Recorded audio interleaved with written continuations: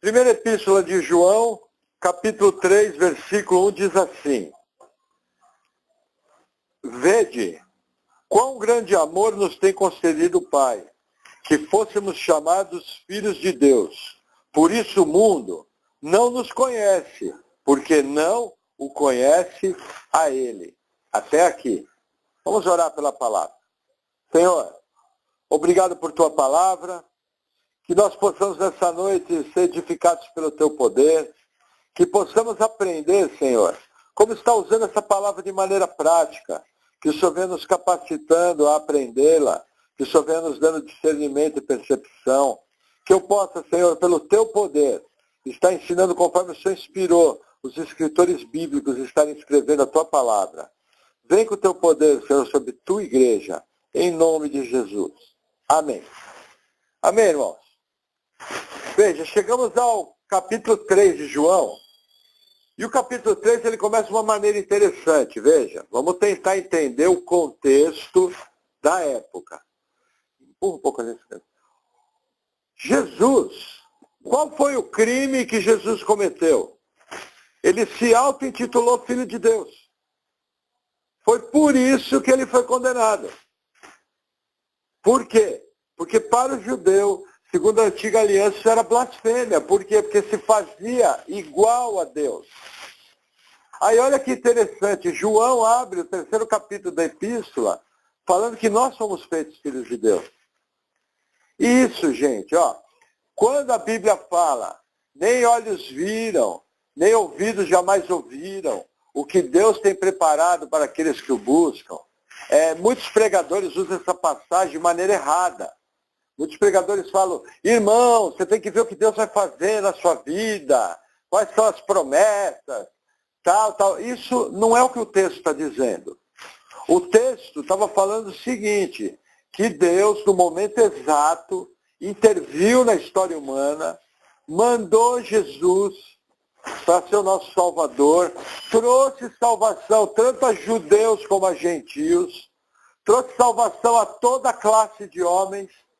A Bíblia nos ensina que Jesus, Deus amou o mundo de tal maneira que deu seu Filho único a todo aquele que nele crê. A palavra mundo ali é gênero humano, sugerindo todas as classes de pessoas. E o maior de tudo isso, através da salvação, nós somos feitos filhos de Deus. Por quê? Porque sobre nós é imputada a justiça de Cristo. Entendeu? Uma coisa que o crente tem que tomar muito cuidado, veja, o crente não deve viver sua vida inadvertidamente. Uma pessoa nascida de novo, nós vimos, ela foge do pecado. Entendeu? Quem é nascido de novo tem uma marca, não vive na prática do pecado. Então, o que acontece? O crente tem que viver com cautela. Porém, quando eu me achego a Deus, eu não me achego estribado nas minhas obras. Se fosse isso, eu jamais seria aceito. Eu me achego estribado no que Jesus fez. Quando Deus olha para mim, Deus vê os seus altos padrões de justiça satisfeitos em Cristo Jesus. Por isso que eu posso me achegar ao trono da graça, posso apresentar orações, como faz uma ilustração no Novo Testamento, eu posso entrar no Santo dos Santos. Por isso que o Espírito Santo passou a ser compatível com o meu espírito. Imagina, um Deus santo, santo, santo, ser feito um só com um miserável pecador como nós. Que até hoje, infelizmente, a gente continua pecando. Quando a gente não vigia, a gente peca. Entendeu? É incompatível. Deus é santo, santo, santo. Repetidas vezes na Escritura. Mas por causa do que Jesus fez, essa obra maravilhosa aconteceu. Existe uma outra questão sobre ser filho de Deus, que a gente vê nas igrejas. Nos últimos, mais ou menos de 15 a 20 anos, começou-se a se ter muita pregação sobre paternidade. E era muito comum nas igrejas as pessoas terem dificuldade, nossa, eu não consigo enxergar Deus como pai. Pregadores pregando, falando, filho, você pode chamar Deus de pai, lá está escrito, Abba, pai. Receba Deus como seu pai. E assim, com toda uma carga emocional. colocando dificuldade onde a Bíblia não põe dificuldade. Veja, nesse momento eu acho que receber a palavra como criancinha funciona muito bem. A Bíblia fala que Deus é meu pai, Ele é meu pai. Acabou.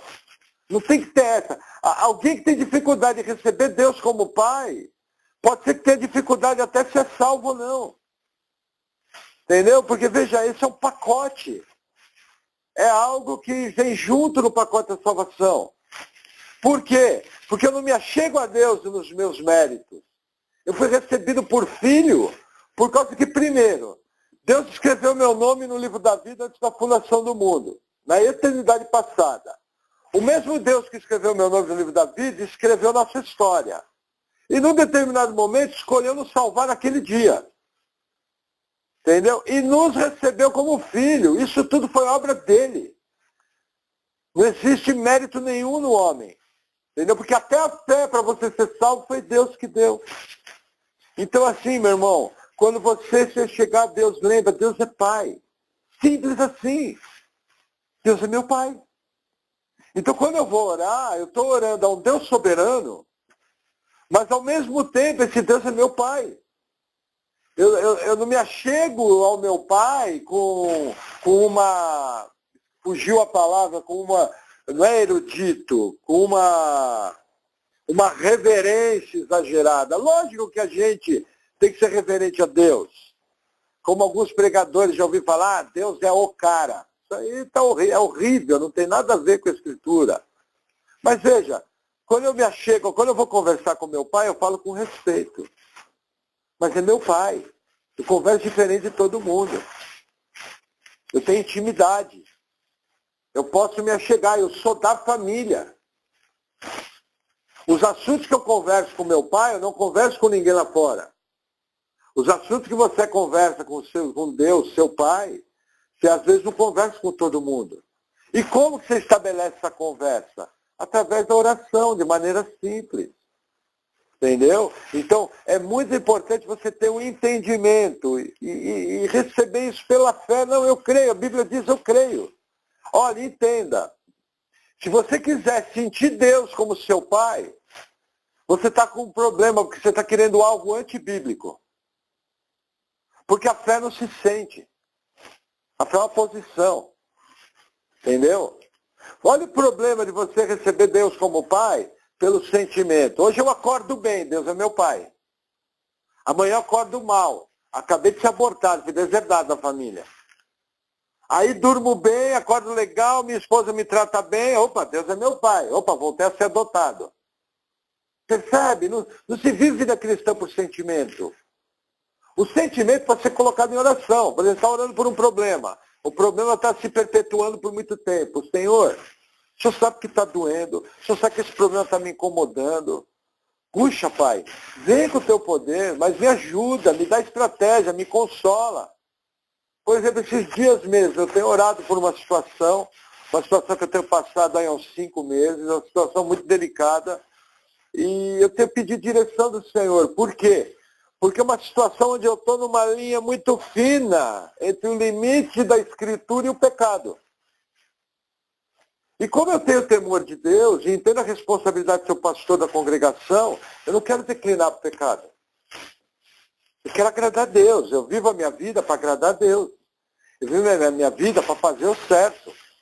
Entendeu? Então eu tenho pedido direção, Senhor, olha, me guia. Não permita que o teu filho transgrida. Não permita um excesso.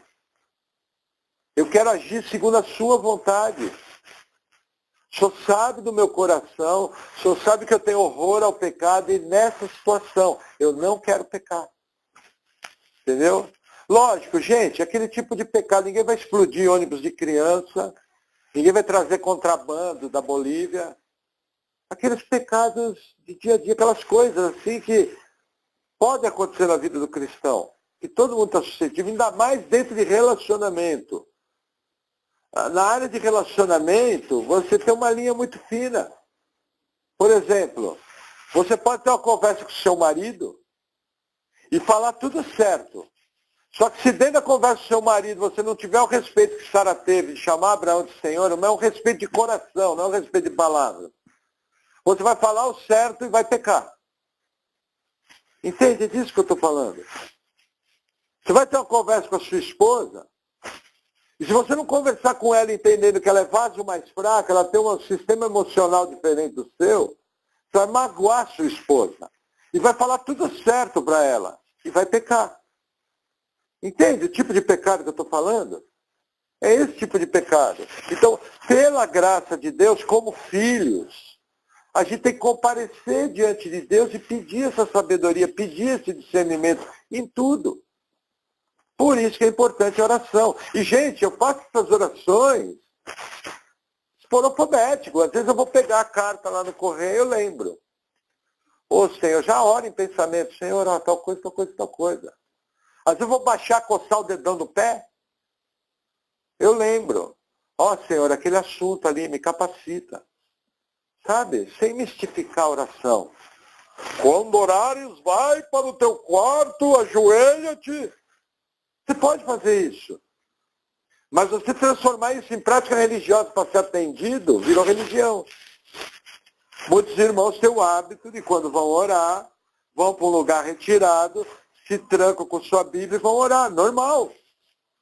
Mas transformar isso em regra religiosa para ser atendido é mérito próprio. Mas qual é a garantia que eu sou atendido na minha oração? Nós vimos em João, 1 João, que tudo que eu orar segundo a vontade de Deus vai se cumprir. Então eu estou tranquilo. Amém? E aí, é interessante o seguinte, a parte B do versículo, ele fala o seguinte, por isso o mundo não vos conhece, porque não o conhece a ele. Olha que interessante, gente. Mais ou menos é assim. Você fala russo, o mundo fala inglês. Você é de outro planeta. Veja, depois do teu novo nascimento, você passa a ser um peregrino aqui.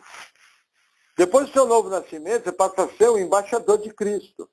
Gente, entenda, não espere ser aceito pelo mundo. Você pode ter até momentos de bom convívio. Mas, num determinado momento, uma posição sua vai trazer problema. Porque o mundo não compreende. Veja, o homem natural não compreende as coisas do espírito. Porque lhe parece loucura. Por quê? Porque não consegue entender com a mente. Somente o nascido de novo consegue entender as coisas de Deus. Então, assim, é antagônico. O mundo e o cristão não tem nada a ver. Qual é o problema disso? Hoje em dia, muitas igrejas, elas têm aberto mão de uma série de princípios da palavra e elas vão no limite que a Escritura permite de fazer as coisas para tentar ser simpática ao mundo. E dessa maneira, ter suas fileiras mais cheias. Qual que é o problema dessa visão? Existem inúmeros problemas. Primeiro, coisas mundanas entraram na igreja. Segundo, o culto passou a ser um culto antibíblico. Terceiro, o culto passou a ser um culto antropocêntrico. O homem é o centro do culto. Entendeu? Quarto, começaram práticas que a Bíblia reprova. Nunca passou pela ideia dos escritores bíblicos, por exemplo, haver um ministério de dança na igreja, no culto. Nunca passou pela mente dos escritores bíblicos práticas que estão sendo feitas dentro da igreja de maneira errada. Entendem? Como é que funciona?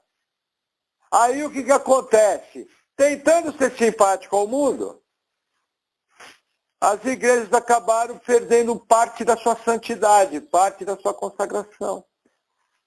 Isso é um problema. Gente, ó, não queira ser aceito pelo mundo. Você não precisa ser o chato de galocha. Você pode viver uma vida normal. Mas entenda, em algum momento não vão te aceitar, porque o mundo não conhece a Deus. O Deus que ele fala não é o seu Deus. João explica isso. Por quê? Quem diz que conhece a Deus segue os mandamentos. O mundo não segue a Jesus. O mundo não obedece. O mundo nem sequer reconhece pecado. Entende? Uma coisa interessante. A Bíblia fala que o Espírito Santo convencerá do pecado, da justiça e do juízo. Vai conversar com o ímpio. Vai ver se ele se acha pecador. Não. Então assim, gente, para você ser aceito por uma pessoa plenamente, aquela pessoa precisa nascer de novo. Precisa virar seu irmão. Aí, ele tendo a unção do Espírito Santo, ele vai entender tudo que você entende. Você já deve ter tido a experiência que eles conversaram com os... cheguei a olhar para pessoas que eu estava conversando, a pessoa olhou na minha cara como se eu fosse o ET de Varginha. Como se eu fosse louco. Várias vezes eu cheguei e falei, olha, não resolvo as coisas assim. Não faço isso. A pessoa olhou para minha cara, como não faz? Não faço. É loucura. Entendeu? Tem um outro texto que também João fala disso, ó, 1 João 4, 10. Vamos no próximo capítulo.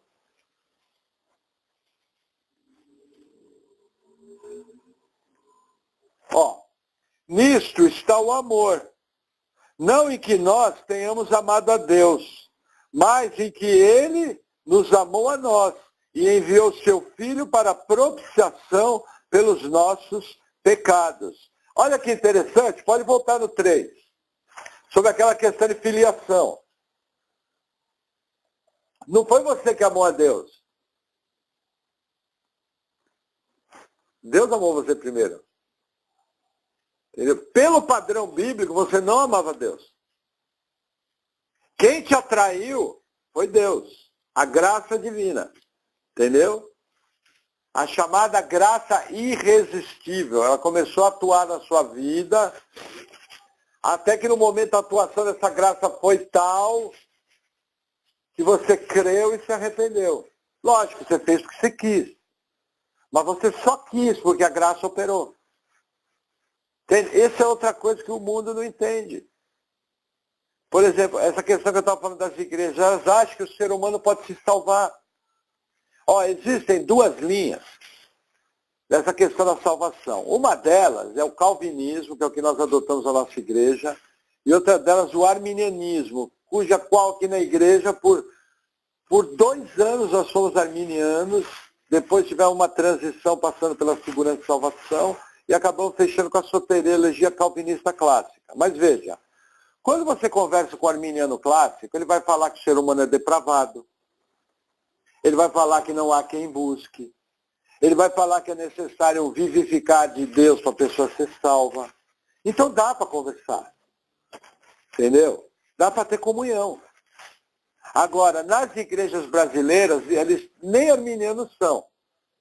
Existiu uma heresia na época de Agostinho, em torno do ano 450, de um bispo chamado Pelágio. Esse bispo chamado Pelágio começou a ensinar o seguinte, que o ser humano nasce bom. E a única coisa que ele herdou do pecado de Adão foi a morte. E que o ser humano, quem tornava ele mal era a sociedade. Só que esse mesmo ser humano tinha livre-arbítrio para buscar Deus, para crer ou não. Isso é chamado pelagianismo. Foi condenado como heresia e foi banido da igreja. O que acontece? As igrejas brasileiras, elas são semi-pelagianas. Entendeu? Elas creem que o ser humano por si só pode buscar Deus. Só que isso contrapõe Romanos 3. Romanos 3 fala, não há quem busque, não há quem entenda, não há quem faça o bem. Todos pecaram. Entendeu? Então você imagina o que ensinamento que gera você ter uma igreja que crê que o ser humano pode buscar Deus sozinho. Aí começa, gente, eu já fiz isso. Já expliquei para vocês. Vocês também já fizeram. Eu convidava a pessoa, aí a pessoa vinha almoçar no domingo, eu já ficava fazendo conta que hora que a gente ia tomar café, até que chegava aquela hora e falava, vamos pro culto com a gente? Só faltava puxar o revólver 38, hoje você vai pro culto. E nada acontecia. Quando eu levava uma pessoa na igreja, essas igrejas têm o apelo, chegava na hora do apelo, só faltava empurrar a pessoa com o ombro assim, para ela dar um passo para frente, opa, vou ter que ir. Mas já cheguei para a pessoa, se você quiser, eu vou lá com você lá na frente. Querendo converter o cara na marretada. Entendeu? Na machadada. Sendo que é o seguinte, não fui eu que amei a Deus. Deus me amou. Interessante isso. Gente, como cristão, nós precisamos compreender que Deus nos amou. É muito importante isso. Entendeu? Por quê? Isso vai gerar um coração agradecido. Isso vai gerar compromisso. Isso vai definir quem é o primeiro na sua vida. Entendeu? E quando você se chegar a Deus, você não vai se chegar se gloriando de nada. Você vai chegar na humildade. Senhor, obrigado que o Senhor me salvou. Obrigado porque eu estava perdido. Obrigado porque eu estava cego. O Senhor me abriu os olhos. É uma coisa interessante. O próprio Senhor Jesus pregou por parábolas para que as pessoas ouvindo não entendessem. E não crescem. E não se arrependessem. E não fossem salvas. Jesus fez isso, está nos evangelhos. Entendeu? Inclusive ele usa a ilustração do profeta Isaías. É uma afirmação tremenda. Entendeu? Porque uma coisa que a gente não entende, até nem era muito assunto, mas vamos aprofundar um pouco mais. Veja. Deus quer mostrar o seu amor e quer ser glorificado na nossa salvação. Como? O destino da raça humana era inferno. Deus, então, entendeu de salvar o povo, independente dos méritos desse povo. E através dessa salvação, ele é glorificado. Ele quis mostrar o seu amor, ele quis mostrar a sua graça, ele quis mostrar o seu poder triunfando tranquilamente sobre Satanás, recuperando o que era perdido. Então o que acontece? Existe um povo, os eleitos, em que Deus mostra a sua graça. Mas existe o segundo povo. Essa verdade não inutiliza a outra. Existe um povo em que Deus quer mostrar a sua ira. As duas coisas andam juntas. Quando você lê Romanos 9, Deus é muito claro. Vasos de misericórdia que são salvos e vasos de ira, os perdidos. Quando você vê o caso de Faraó, é muito claro. Quando a gente vê o caso de 2 Tessalonicenses 2, Deus desvia o espírito de engano. Quando a gente vê o seu caso de Saul, entendeu? Quando a gente vê o caso de Romanos 1, onde as pessoas que tinham práticas sexuais condenadas pela Bíblia, como homossexualismo e lesbianismo, Deus enviou o espírito do erro para cometerem torpeza. Então uma coisa, gente, entendendo isso, veja, não foi você que veio, foi você que foi retratado. Você estava na lama, de uma maneira irreversível, irremediável. Ó, te falar uma coisa, se você não tem esse coração agradecido a Deus pelo que você fez, primeira hipótese, você não entendeu o plano de salvação. Se for isso, é fácil de resolver. Segunda hipótese, talvez você nunca foi salvo. Você é um religiosão, carregador de Bíblia, frequentador de igreja. Porque o que acontece? Esse coração agradecido é fruto do entendimento do que Deus fez. E de que para você, Deus não está mostrando sua ira. Para você, Ele está mostrando sua bondade, seu amor, sua graça. E olha que interessante, o mais interessante disso é que Deus, a sua soberania, muitas vezes escolhe salvar os piores pecadores. Entendeu? Ó, vou citar aqui 3, tranquilamente. Eu, Carlinhos e João. Somos chefes do sindicato, os piores pecadores. Entendeu? Mas talvez você se encaixe nesse clube. Por quê? Porque é graça de Deus. A quem muito foi perdoado, muito agradecimento tem, muito amor tem. Lembra aquela pecadora que chorava lavando os pés de Jesus, enxugava com os cabelos?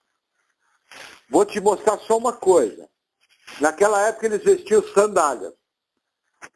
Naquela época não tinha pedicure. Naquela época os terrenos naquele lugar eram extremamente pedregosos e poeirentos. Deviam ter pés bem delicados. Entende o que eu estou falando? Só que aquela mulher pecadora, ela viu o amor de Deus. Ela não estava nem aí para poeira, para pé grosseiro, porque iam pensar, porque não iam pensar. Ela quis, naquele momento, mostrar o seu amor e o agradecimento, porque ela viu seus muitos pecados perdoados. Entendeu? E até hoje, onde se prega esse evangelho, a história dessa mulher é contada. Essa graça nós não tivemos. A nossa história não é contada nos evangelhos. Mas nós podemos ter a mesma atitude de alguém agradecido a Deus. Amém? Vamos continuar. Versículo 2. Amados, agora somos filhos de Deus, e ainda não é manifestado o que havemos de ser. Mas sabemos que, quando Ele se manifestar, seremos semelhantes a Ele, porque assim como é, o veremos. Gente, olha que interessante. Esse é um outro ensino que você, lógico, todo mundo já percebeu, mas às vezes não se atenta. Você tem a vida eterna. O Espírito Santo habita no seu espírito, mas você não é glorificado ainda. Cada vez que você se achega no espelho, você vê que você não está glorificado. Entende? Cada dorzinha que você tem numa junta, você vê que você não é glorificado. Cada doencinha que vem dessas corriqueiras do dia a dia, você vê que você não é glorificado. É o que João está falando aqui. Veja, nós ainda não estamos naquele ponto, mas quando ele vier, aí sim, nós vamos receber essa promessa. Como fala 1 Coríntios 15, 52, ao soar da última trombeta, num piscar de olhos, os mortos ressuscitarão. E nós seremos arrebatados, estaremos juntamente com ele nos ares, tal. Entendeu? Num corpo glorificado. Entende? Então, a esperança do cristão está nessa glorificação. Agora, veja que interessante. Ao mesmo tempo que isso ainda não aconteceu no nosso corpo, Romanos 9, do 28 ao 30, fala assim. Não, Romanos 8. Não, 9, do 28 ao 30. Não, é o 8. Fala o seguinte, aqueles que antemão conheceu, a esses glorificou, não, a esses chamou, aos que chamou justificou, aos que justificou glorificou. Então a nossa posição hoje já é de glorificado, mas o nosso corpo ainda não está. Entendeu? Quando você for à sepultura, isso aqui vira pó. Mas o seu espírito e sua alma já vão estar com Deus, automaticamente. Entendeu? Aí você vai receber um corpo glorificado. É o que João está falando aqui. E aí ele segue, versículo 3. E qualquer que nele tem essa esperança, purifica-se a si mesmo, como também ele é puro. Gente, olha que interessante. Aqui João está falando de purificação de pecado. João está falando de vida limpa. Então olha que interessante. Ele lida com essa verdade como um fato. O tempo do verbo mostra o seguinte, ó, qualquer que nele tem essa esperança, purifica-se a si mesmo. Isso aqui é marca de salvação. Lembra daquela palavra nossa, teste de salvação? Um dos testes de salvação é se você tem uma vida que purifica a sua vida do pecado, que busca a santidade. Entendeu? Isso é marca, gente. Alguém que está no mesmo nível. Eu já vi pessoa, 10 anos de crente e não mudou nada. Tem coisa errada. Marca do novo nascimento é transformação. Marca do novo nascimento é nojo do pecado. Marca do novo nascimento é querer se purificar a si mesmo. Entendeu? Tem uma ordem na Escritura, sede santos porque eu sou santo. Santo é separado. Separado do quê? Separado para o uso de Deus, separado de toda essa tranqueiraiada que tem por aí. Entendeu? O problema dos crentes hoje é que é muito mundo. Esse é o problema. Entendeu? Se você vai numa igreja lá na Namíbia, na África, Eles não têm nem o que comer direito. Então eles só têm Deus. Vai ver como é que são os cultos deles. Agora, qual é o problema da nossa igreja ocidental? Em geral, da classe média brasileira? A gente tem muita coisa para fazer, tem muito mundo, muito atrativo do mundo. Isso esvazia as igrejas. Entendeu? Muita gente faz a seguinte conta. Eu vou para a igreja, vou ver se vai dar para ir para a igreja hoje. Sendo que deveria ser o seguinte, bom, além de ir para a igreja hoje, o que eu vou fazer? É o contrário. Eu vou ver se vai dar para ir para a igreja, é uma linha de prioridades errada. Entendeu? E é uma linha de prioridades que vai contrária a buscar primeiramente o reino de Deus e a sua justiça, as demais coisas serão acrescentadas. Esse é o problema. Eu falo que eu busco, mas as minhas atitudes mostram que existem outras coisas mais importantes do que Deus em primeiro lugar. E aí o que acontece, olha que interessante, a parte B de Mateus 6, as demais coisas serão acrescentadas, não acontece. Porque eu desrespeito um princípio. O livro do profeta Ageu traz uma história interessante. Ageu acontece após a volta do exílio da Babilônia. E o que acontece? O templo tinha sido destruído em 586 a.C. por Nabucodonosor. E aí, na época de Neemias e Esdras, eles começam a reconstruir o templo. Nessa época, profetizaram os últimos profetas do Antigo Testamento, Ageu, Zacarias e Malaquias. No livro de Ageu, fala o seguinte, olha, vocês plantam e não colhem. Vocês mexem na vinha e não produzem. Vocês fazem isso e não tem. Por quê? Porque vocês estão cuidando da casa de vocês e não estão cuidando da minha casa. Então, gente, não tem nada novo. Há 2.400 anos tem gente com prioridade invertida. Isso faz um alerta para o crente. Porque aquele povo da época de Ageu não tinha o Espírito Santo habitando no seu espírito. O crente do Novo Testamento tem o Espírito Santo que capacita. Aí você fala, mas Deus, Senhor, por que eu não consigo? Eu quero. Eu converso com pessoas e as pessoas viram para a gente e falam, olha, eu faço uma força, mas eu não consigo. Às vezes eu perco o culto, não consigo. Às vezes eu quero ler, não consigo. Às vezes eu quero orar, não consigo. Gente, deixa eu explicar uma coisa para você. Em você existem duas naturezas. Entendeu? Romanos 8 é claro. Você tem o velho homem, a natureza do pecado que habita em você. E você tem o novo homem, nascido de Deus, que é um só com o Espírito do Senhor. E a Bíblia fala que a carne, que é a nossa natureza pecaminosa, milita contra o Espírito. E o Espírito milita contra a carne, porque são opostos entre si. Gente, você quer ser espiritual? Só existe uma maneira, mortificando a carne. Como? Práticas espirituais. Leitura bíblica, oração, ouvir palavra. Entendeu? Comunhão nos cultos.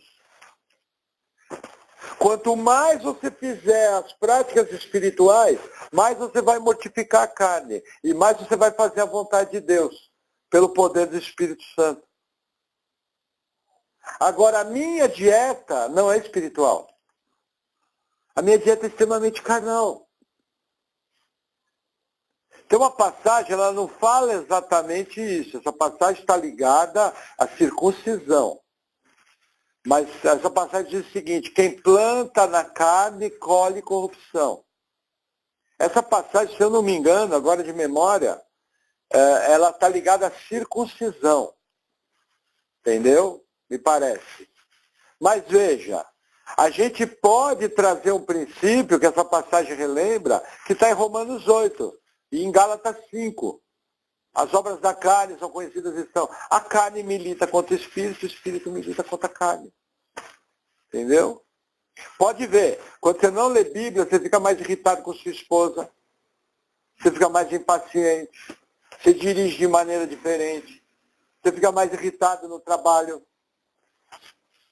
Por quê? Está faltando unção, está faltando estar cheio do Espírito Santo. Gente, entenda, combustível espiritual a gente gasta.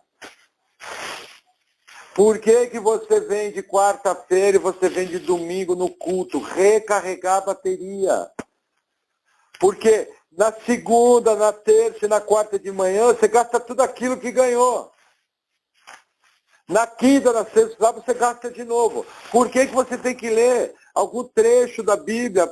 Veja, nem só de pão viverá o homem, mas de toda boa palavra que sai da boca do Senhor.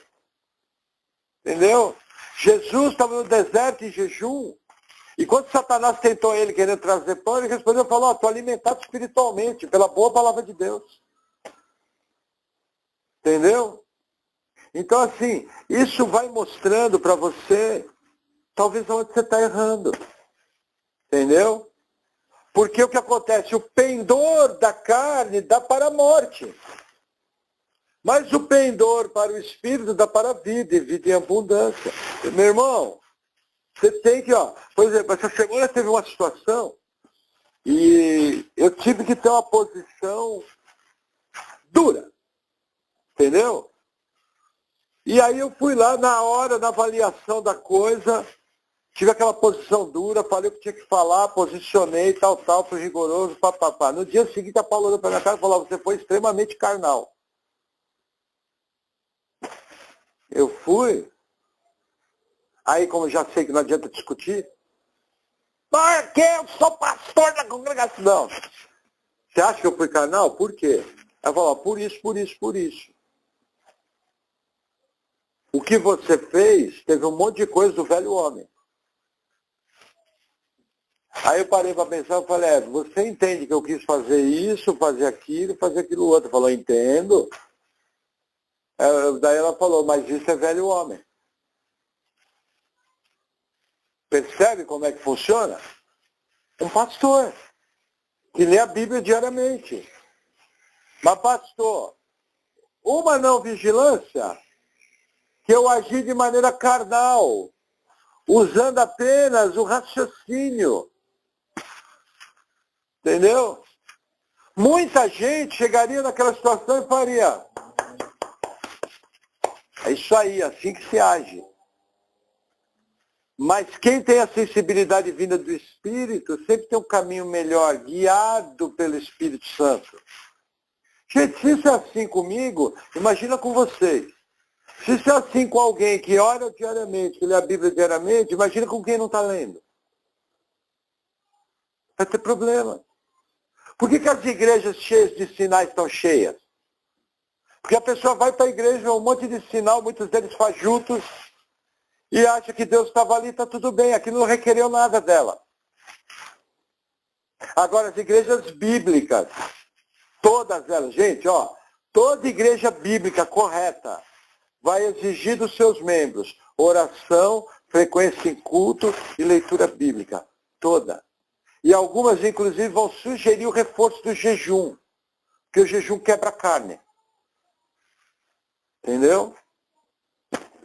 Eu já vi gente que a pessoa não estava conseguindo manter o nível de leitura bíblica, ela me identificou, opa, estou carnal. Fez uma tarde, uma noite de jejum, resolveu. No dia seguinte já estava lendo a Bíblia normal, quebrou a carne. Entendeu? Práticas espirituais. Agora, qual é o problema? Essa prática exige uma posição minha. Essa prática exige sacrifício. Essa prática exige uma ótima administração de tempo. Coisa que nós não temos muito hoje.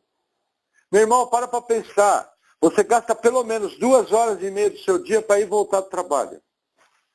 Aí você dorme mais 7 horas, ou 9h30. Aí você passa mais 1h30 tomando banho e se alimentando. Já deu 12 horas. Entendeu?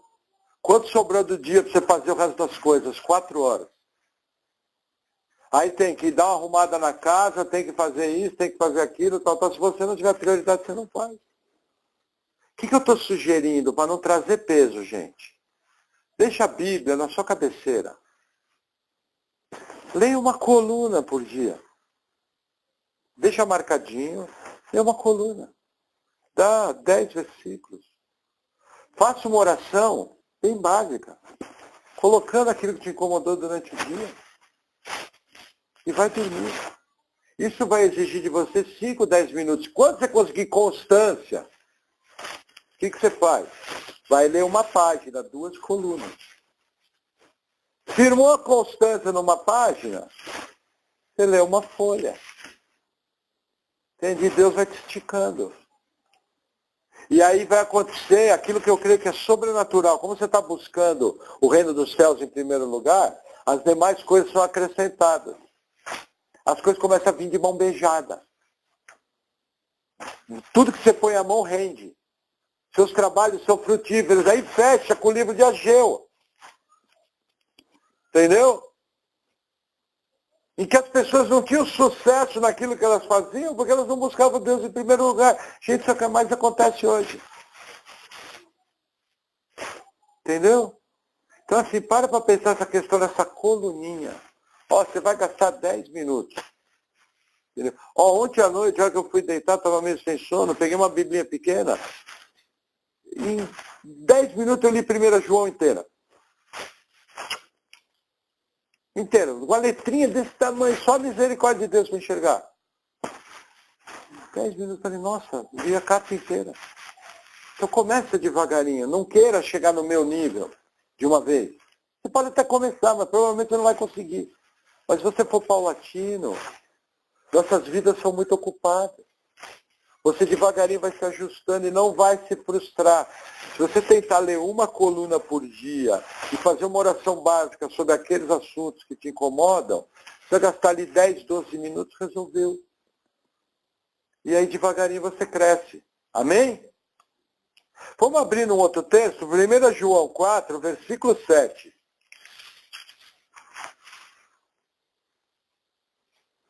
Olha que interessante. Amados, amemo-nos uns aos outros, porque o amor é de Deus. E qualquer que ama, é nascido de Deus e conhece a Deus. Amém? Veja, falando aquela questão de purificar a si mesmo. Olha que interessante. Questão do amor um com os outros. Deixa eu te falar, tá? O contexto da carta é dentro da igreja. Você deve amar os de fora. Mas a sua prioridade é os da igreja, da família da fé.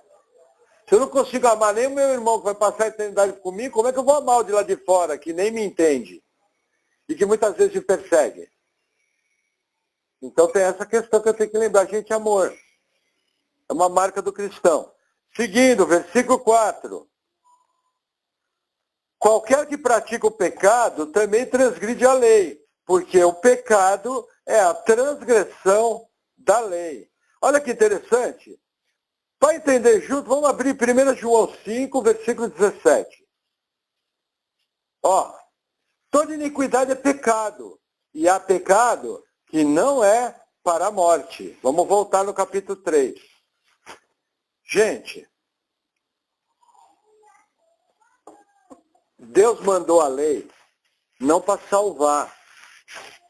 Deus mandou a lei para condenar e mostrar o pecado. Tanto é que no regime da lei havia toda uma série de sacrifícios que fazia expiação pelos pecados do povo, identificados pela lei. Então entenda, cada vez que você peca, você transgride a lei. Você acha que você vai fazer isso sem consequência nenhuma? Você acha que vai correr tudo bem? É uma coisa que você tem que parar para pensar. Entendeu? Iniquidade já é, no nosso entendimento, veja, iniquidade e pecado são duas palavras muito próximas. Isso é muito difícil a gente definir exatamente, mas uma forma que eu entendo melhor é assim.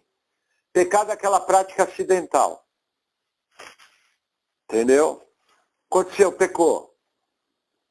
Estava conversando com o Henrique e fui grosso com ele. Pecado. Ah, mas você estava bravo no trabalho. É um bravo no trabalho pecador, que foi grosso com o Henrique. Entendeu? É pecado. Não mude o nome. Ah, ele tá estressado. Não mude o nome. É pecado igual.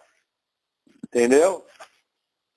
Isso aí Eu acho que a definição de pecado encaixa melhor agora. Iniquidade já começa a ser um pecado não confessado. Todo dia eu sou grosso com todo mundo. Ó, falar uma coisa para vocês. Hoje eu vi uma pessoa no carro dirigindo que me lembrou uma pessoa que... Essa pessoa estava desviada da igreja. E morreu. Entendeu? Não vou falar a causa aqui porque pode identificar. Mas foi uma maneira muito esquisita. Na hora veio no meu coração, ó, essa aí Deus recolheu. Bem claro. Entendeu? Lá em João 5,17, nós vimos o pecado para a morte. Nós vamos estudar isso melhor. Mas entenda, a Bíblia não diz qual é o pecado para a morte.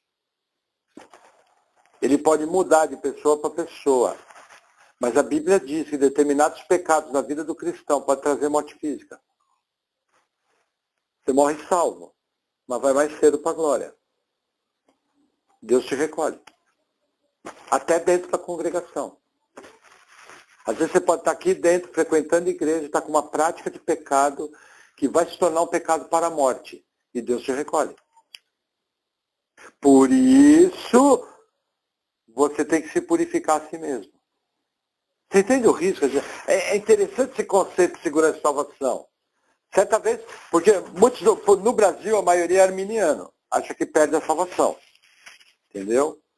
Então o que acontece? Você conversa com os pastores sobre segurança e salvação, aí quando você explica a doutrina da perseverança dos santos, explica as características do salvo, muitos viram para mim e falam, nossa, agora eu entendi, porque senão fica fácil demais. O pessoal tem dificuldade com a graça.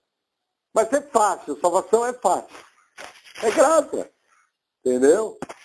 Mas o que acontece? As pessoas não compreendem o contexto que a mesma Bíblia, que tem todo um conjunto de versículos, uma coleção de versículos que ensina a segurança de salvação, é a mesma Bíblia que tem uma coleção de versículos que mostra que o crente em pecado pode ser recolhido.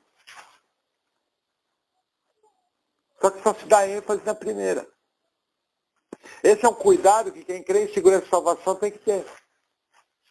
Entendeu?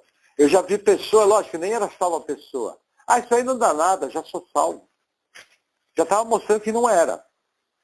Era um religiosão, 2 vezes filho do inferno. Entendeu? Agora, esse versículo 4 é muito sério. Veja, você se torna transgressor da lei. Está justificado por Cristo? Tá, porque o sangue foi derramado na cruz do Calvário foi um só. E aquele sangue não foi desperdiçado, foi para salvar você. Entendeu? Por isso que Jesus não morreu por todos. Ele mesmo fala, eu dou a vida pelas minhas ovelhas. Entendeu? Jesus não desperdiçou nada na cruz do Calvário. Entende? As igrejas que ensinam falam, ele não creu. Está dizendo que Jesus fracassou na cruz. Está dizendo que a obra que ele fez na cruz do Calvário, ela foi suficiente. Mas não foi eficiente, porque um monte de gente vai para o inferno. Eu prefiro crer num Deus soberano, que faz tudo o que ele quer, tudo da maneira que ele quer, e que efetivamente salva, sem depender de ninguém. Eu prefiro ter minha confiança firmada nesse tipo de Deus, não num Deus que não é eficaz. Percebe? Só que as pessoas esquecem o problema do pecado com a morte. Gente, cuidado, com pecado não se brinca. Porque o que acontece? Que interpretação que o pessoal dá? Pecado para a morte, Gálatas 5. As obras da carne, são conhecidas e são prostituição, impureza, lascívia, feitiçaria, idolatria, porfias, iras, dissensões, facções e coisas semelhantes a essas. As quais eu declaro que os que praticam tais coisas não entrarão no reino dos céus. Entenda o contexto da passagem. O crente que vive na prática dessas coisas não é crente. É mentiroso. Porque está desobedecendo a lei. Eu tenho que amarrar a interpretação daquilo junto com João. que o pessoal por aí ensina? Não, se você não praticar aquilo, tá tudo bem. Agora, veja qual é o problema. A Bíblia coloca todos os pecados sexuais no mesmo nível da feitiçaria, no mesmo nível da idolatria, no mesmo nível da dissensão, olha os vossos lares, no mesmo nível da facção, no mesmo nível da ira. Outro dia eu estava ouvindo um pastor da Igreja Batista Bíblica do Planalto, lá em Fortaleza, o pastor Genuan Lira. Grave esse nome, pode ouvir as palavras dele, que é muito boa. E ele falou uma coisa, ele falou, as pessoas hoje em dia dizem que é pavio curto. Na Bíblia não existe pavio curto. Na Bíblia existe o pecado da ira. Falei, nossa, que bolachada. Não tem pavio curto na Bíblia. Ah, ele está estressado. Não tem isso. É pecado da ira. Agora, qual é o problema? Quando eu não quero reconhecer que é pecado, eu mudo o nome. Não, ele está agitado por causa do trânsito, a cabeça, entendeu? Mas a Bíblia chama isso de pecado da ira. A Bíblia coloca isso no mesmo nível de um sacrifício a Satanás. Fofoca, falar mal dos outros. Para a Bíblia é o mesmo nível. Porque aí o pessoal pega esse grupo de Gálatas que é dividir em duas partes. Aí quer emendar com o Apocalipse e dizer, não, esses aqui do Apocalipse não entra mesmo. Esses aqui não, iras, dissensões, que eles não estão na lista. Mas são todos iguais. E quem vive nessa prática não é crente. Gente, não se engana. Alguém que vive irado não é crente. Só nascer de novo. O problema não é temperamento, o problema é inferno. Acorda. Está cheio de crente estúpido dizendo que é crente, mas é inferno. Não é crente, porque está na prática contínua. Quem está na prática, João ensina, não é crente. Aí eu pergunto, quem está certo? João que escreveu a Bíblia inspirado? Ou as igrejas que ensinam errado aí fora? Eu prefiro confiar em João. E se eu ver alguma coisa na minha vida que não está em conformidade com a palavra de Deus, vou tentar me purificar. Aí você pode falar, irmão, bom irmão tocar nisso. Ó, tem pecados na minha vida que eu luto com eles há 5 anos e não consigo vencer. Será que eu não sou crente? É uma situação plausível, concorda? Sabe o que está acontecendo? Provavelmente você não está permitindo a graça de Deus operar na sua vida num ponto tal em que vai te transformar. Provavelmente você é um crente vazio de Deus. Se você não é nascido de novo, normal. O urubu oxigenado, quando vê carniça, se abraça. Entendeu? Agora, se você é nascido de novo, você foi de uma vida de um jeito tal, para as obras da carne, para o pendor do homem, do velho homem, entendeu? E que você se tornou um crente vazio de Deus. Você não tem poder de transformação. O que é um crente vazio de Deus? É um crente que não permite o Espírito Santo tratar as áreas da vida dele. Por exemplo, as igrejas pentecostais e carismáticas, elas falam do ser cheio do Espírito Santo. Como se fosse uma segunda bênção, buscar o batismo do Espírito Santo. Não existe essa diferença na Bíblia. A Bíblia ensina outra coisa. E quando você crê, você recebe o Espírito como selo e garantia que você vai nascer de novo. Você vai ser glorificado. Ou eu recebo ou não recebo, não tem dois. Agora, como eu sei se eu sou cheio do Espírito Santo? O quanto a minha vida é guiada e controlada pelo Espírito Santo. Percebe que essa dinâmica... Agora, o que eu estou propondo para você aqui é algo prático, para ser vivido, que vai requerer posicionamento. Agora, eu podia fazer o seguinte, fazer aqui duas estratégias. Uma, a gente fazia a campanha das 9 quarta-feira. Eu tomava seu dinheiro e a gente vinha aqui orar e eu ungia todo mundo com óleo ungido, que a Bíblia nem manda fazer isso, e você saía enganado daqui com a testa brilhando. Ou então fazia o seguinte, armava uns retiros, armava umas coisas e criava todo um